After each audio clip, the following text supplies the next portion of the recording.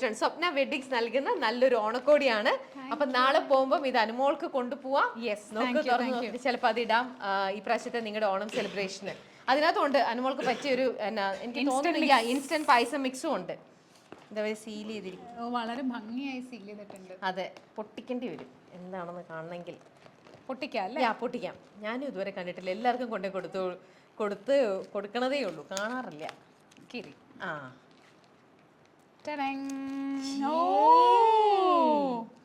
ഈ കളർ എനിക്കില്ല. ആണോ?